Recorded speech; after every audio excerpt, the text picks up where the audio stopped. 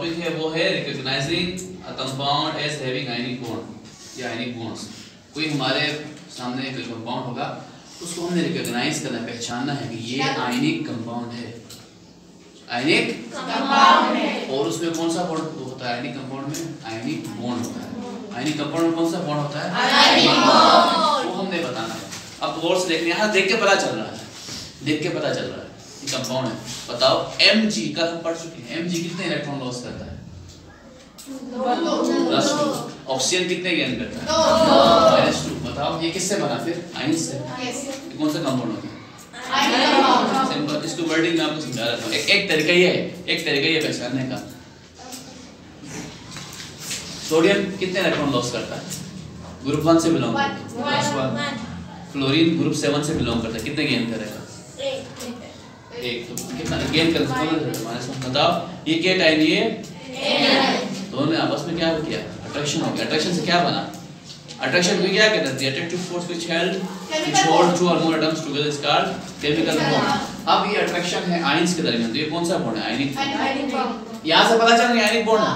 But 3 number के आपको ऐसे मिल जाएंगे नहीं, इसके लिए हमें वर्डिंग लिखनी है, रिकॉग्नाइज करना, पहचानना है। देख के तो पता चल गया आयनिक है, इसके लिए वर्डिंग लिखनी होती है। वो इस तरह लिखनी होती है कि Mg दिया हुआ है, Mg इसमें हमें लिखना होगा Mg is a metal whereas oxygen is non-metal। Mg is metal, oxygen is non-metal। Magnesium belongs to second group of the periodic table, therefore it has 2 electrons in its outermost shell। To become stable, it loses 2 electrons and form Mg+2 ion and form Mg+2। ये बात हो गई किसकी? तो पता चल गया कि Mg जो है +2 आयन बनाता है। क्लियर? अब किसकी बारी आ गई? Oxygen. Oxygen is non metal. Oxygen belongs to the 6th group of the periodic table, therefore it has 6 electrons in its outermost shell।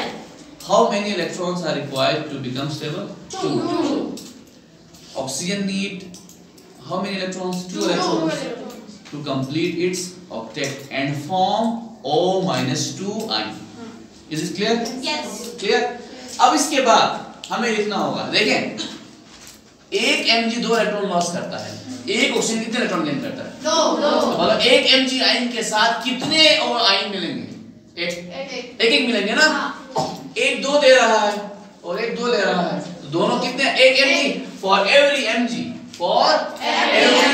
we need 1 O oxide ion, O-2 ion. तो बताओ MgO में कितने Mg हैं?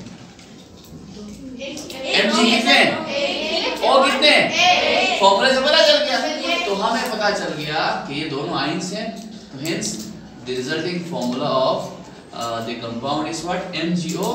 therefore the given compound is what? Ionic compound. खत्म, इतना लिखना। अब इसको मैं एक जुमले में बयान करता हूँ, सुन लें। Mg is metal, O is non-metal। इसको वर्डिंग लिखनी होती है। Magnesium has 2 electrons in its outermost shell. To become stable, it gains 2 electrons and form Mg+2 ion। Full stop।